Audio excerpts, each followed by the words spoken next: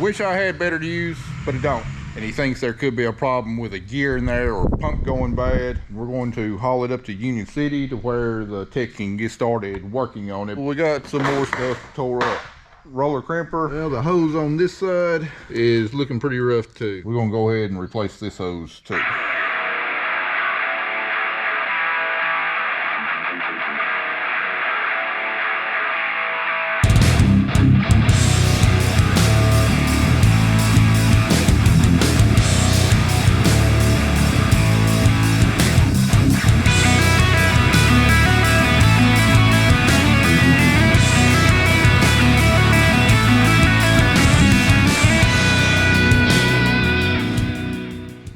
Alright, got the hose off. Well, I'll tell you what, we really keeping Napa in business. So while Zach's gone to get another hose made, I'm gonna get to work on this hitch here.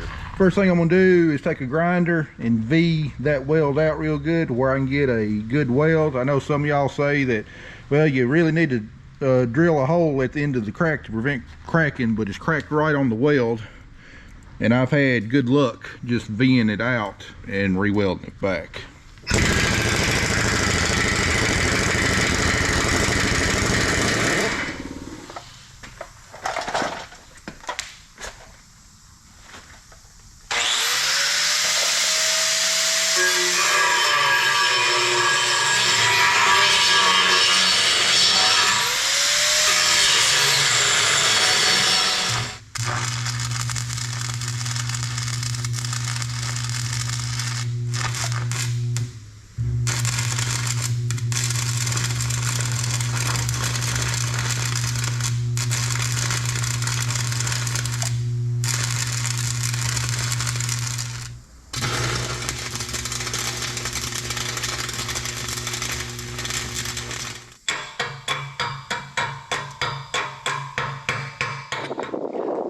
What you see is a finished product there. I added this little bracing plate just to try and give it a little bit extra support there.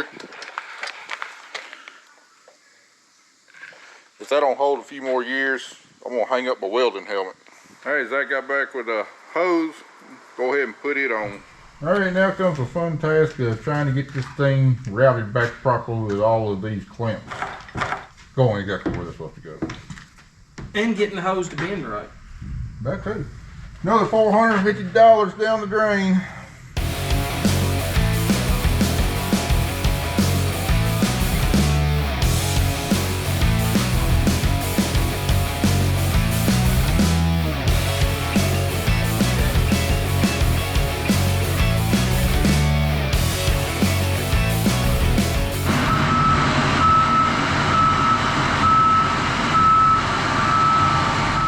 What's going on? Oh, not much. Just checking on the tractor, seeing what the progress was.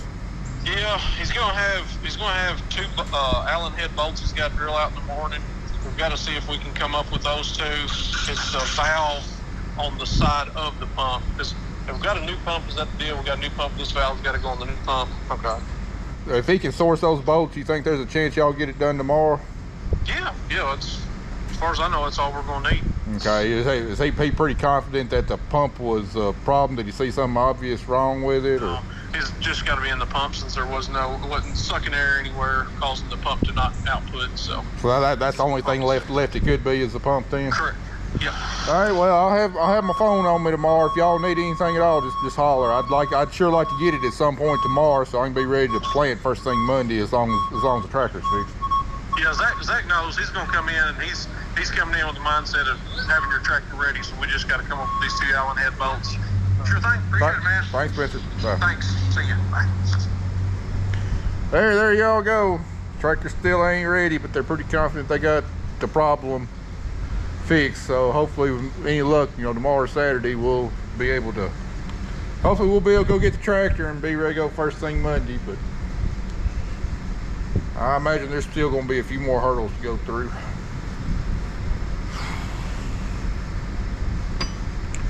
I'm just glad they're confident it'll be ready tomorrow. At first, I was scared with parts availability, it'd be like Tuesday next week. They ain't going to be able to find them Allen head bolts anywhere. I can back in, or not any place that's open anyway. Well, guys, we about got all our other junk ready to go, all except for the tractor. Just waiting on that. We'll be ready to put some cottonseed in the ground. Got an awesome forecast next week, like highs in the 90s, something we hadn't seen in several years. So I'm chomping at the bit to get that cotton in the ground and get it off to a quick start. So, all right, it is now Tuesday afternoon, almost 3 o'clock, and we are finally heading up to Union City to get the tractor. But the mechanic just called me. He pulled it outside and it sprung a leak. He's thinking it's just an O-ring. He's thinking he'll be able to fix it, but it wouldn't be our farm if this was going to be easy. So I'm expecting to be disappointed yet again.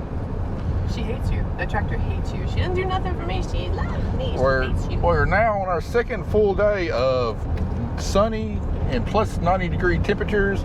The best cotton planting weather we have had in 5 or 6 years. And I've not put one single seed in the ground. Gas prices are 50 cents higher. There's fixing to be a moment from The Exorcist that's about to be captured on this camera.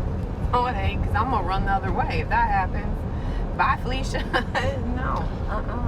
Yeah. So anyway, our plan now, that is subject and probably will change, is that we're going to drive the tractor back, because it's just as quick to drive it back as it is to drive all the way to Mars City, borrow a truck, take it up to Union City, load it on a trailer, strap it down, bring it back, and then take the truck back. So we're just going to drive the tractor home.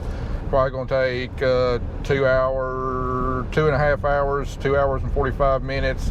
We get back to the shop right around dark. We're going to slap the tools on real quick, get loaded up to the planter, and get moved up to the field.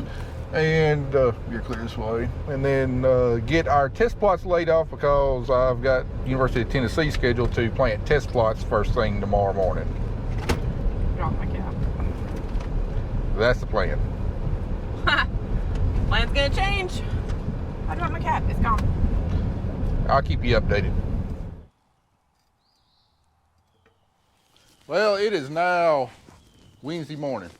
We're on day 8 of not having a tractor. Oh, maybe that's the mechanic there. Please be the mechanic. Oh, telemarketer. As you can tell, this does not look like a cotton field. Originally, it's supposed to have been ready last Friday. Then it's supposed to have been ready Saturday. Then it's supposed to have been ready Monday. Then it's supposed to have been ready yesterday. Now it's supposed to be ready today. This has turned into a big saga. Every day that goes by, something else pops up on the repair that couldn't be accounted for, or something breaks. You know, had bolts break off in the housing, then they had drill heads out, and then they had and then there was a wrong filter housing on the tractor. And then yesterday, Kelly and I were actually in the car heading up to Union City because they said it's ready. Mechanic pulled it outside after testing everything inside the shop, pulled it outside and blew an O-ring on the priority valve that's way back tucked up in all that. So they had to completely re-disassemble all of that to be able to get to it. Pull the rear tire off and all the pipes and everything. I literally went ballistic. Not on the phone, not to the dealership or the mechanic, because I mean, it's not their fault. This kind of stuff happens. I understand that. I just went ballistic at the situation because we have now had 4. Well, we've now had 3 of the finest cotton planting days that we have had in the last 5 or 6 years. It has been sunny. It has been 90 degrees. Absolutely picture perfect cotton planting weather, and I've not put one single cotton seed in the ground. Everybody's a little bit on edge right now. I think it's because we're all anxious. I mean, literally, an atomic bomb went off in Kelly's car yesterday when I got that phone call, and we had to turn back around and come home. I mean, it is absolutely beautiful. Everything is ready to go. Everything has been fixed. Everything is in pristine condition, ready to put seed in the ground, except for the one thing we need, my tractor. We even got new rubber finally on the back of that tractor right there. Only took me forever to find it and get it. And now Zach has been reduced to designing some stuff for Kelly to address some of her pet peeves on the water truck. Whatever makes Mama happy. I mean, Zach even pressure washed the floor of the shop yesterday. That never happens mid-season. I mean, we were sitting here twiddling our thumbs. So now we're on to our very last project, the last thing we can possibly work on, and that's to get these augers back in the grain buggy, which shouldn't take long. And just waiting by my phone, waiting on the mechanic to call me, saying he's got the problem solved, and our tractor is ready to pick up.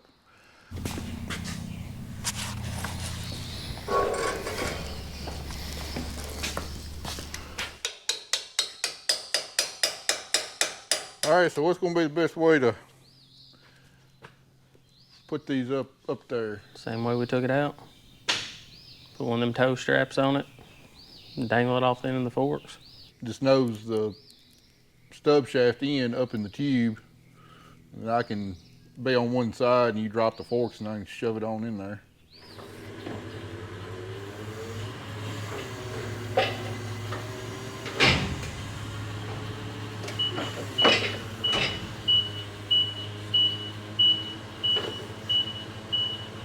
Oh, down a little.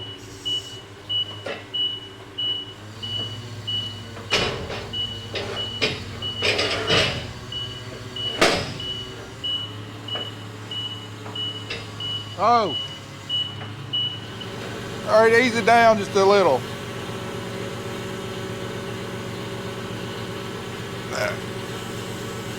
Oh. Sandy.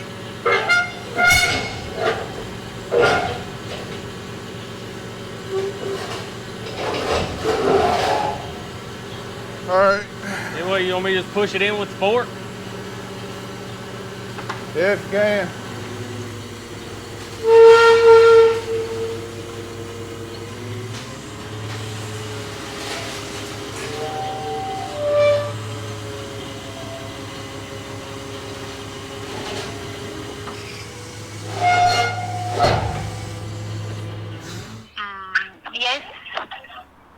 Yes, my email address is Amanda, Amanda. You say Amanda? Yeah, Amanda at amblogistics.us. I like my email address. I like Amanda. Yes. I like Amanda. It's a pretty name. Sorry? I said I like Amanda. It's a pretty name. Is that your name? No. Can I spell it? Can I spell it, my email address? Yes, I got it. I wrote it down. Amanda at AMB, A as in Alpha, M as in Mango, B as in Bravo, logistics.us. Okay, I got it. Yeah. So please mail on my email. Please mail your email address on this email ID. Okay, I'll be glad to be waiting by your computer, be hitting that refresh button about every 30 seconds. I'll get it right over to you. Okay. When will you mail me? Email me? Yes, I'll email you.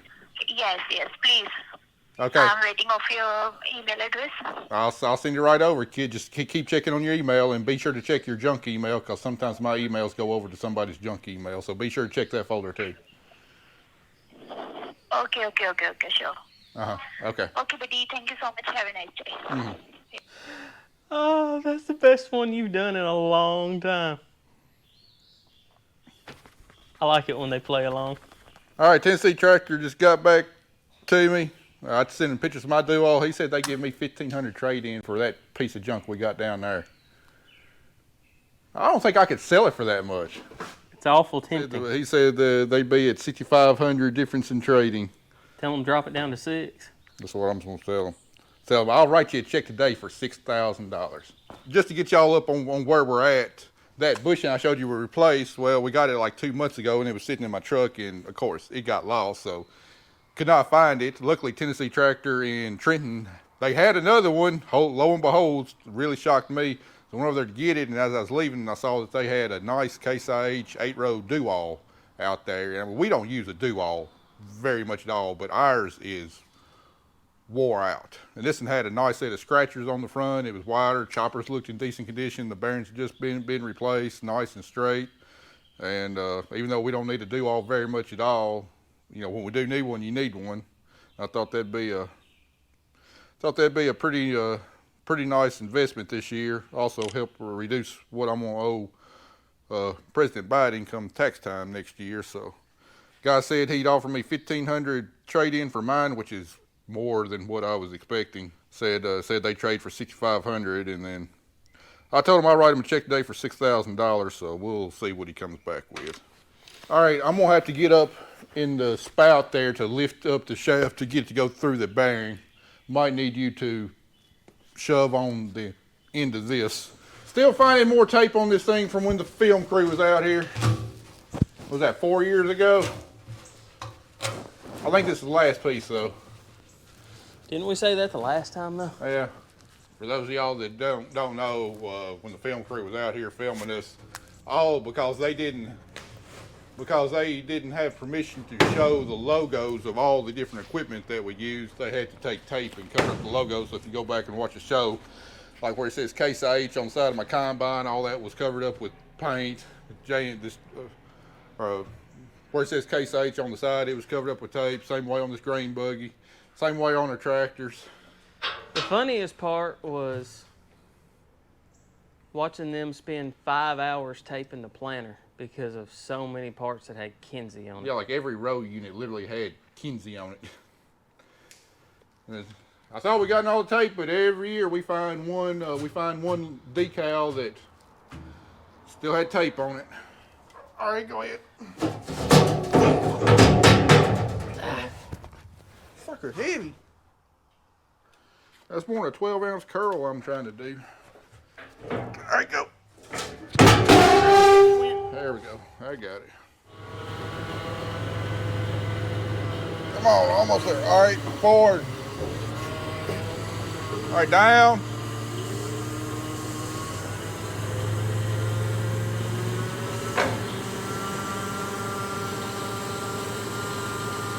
Back up a little.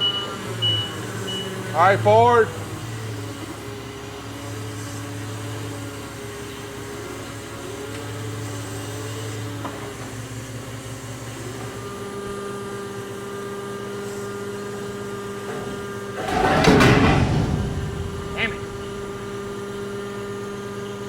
All right, you can back up. All right, got it all finished up, fastened up, put back together. I'm gonna pull it outside and run it, make sure everything runs good. And the biggest reason that we went with brand new J&M augers rather than reflighting these or going back with some more poly on them was that when I first got this buggy, the augers wore out, and I had it reflighted by a local shop, and they didn't balance it or anything, and it shook real bad. So we've been living with that for quite a few years. So I wanted to get some real J&M augers that had already been balanced and everything, so see if we get a whole lot better, a whole lot smoother operation out of it. So we're gonna pull it out and test it out. Check out the new rubber here on the tire.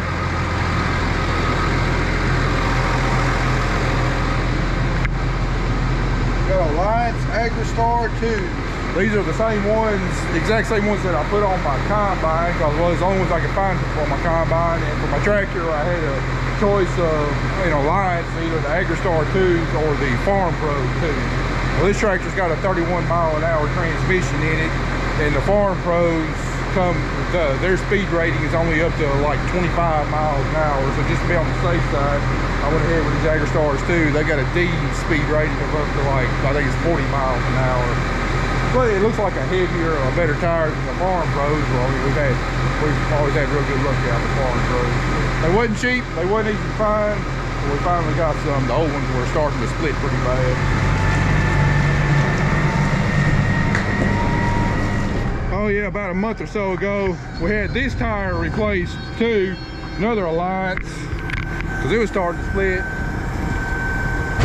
So from us, between Napa for hydraulic hoses and Best One Tire for tires, with what we bought the last few months, we're gonna keep those companies eating pretty good for a while. All right, try it out, see how bad she shakes.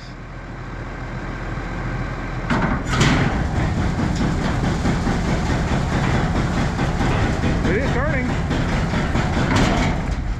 Grab my wire, make sure I don't wrap her up. Yeah, I don't want to do that.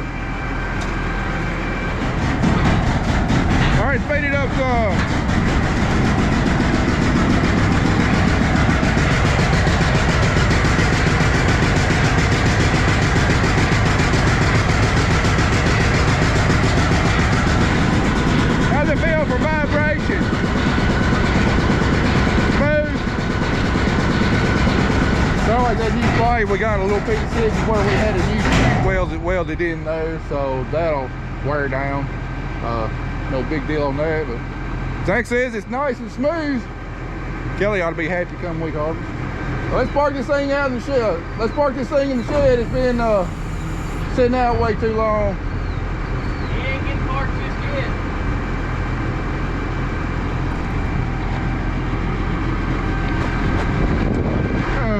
Give me a break. We're never done working on stuff. I swear. Back it back in the shop. The rest of you farmers that watch me, please tell me this kind of stuff don't just happen to me. Please tell me it happens to y'all too from time to time. Think we got everything fixed? Test out the buggy and spring a hydraulic leak on the hose. All right, update. I just called H&R and see what the progress was. Service manager said, got bad news. The O-ring that they needed did not show up in the overnight shipment.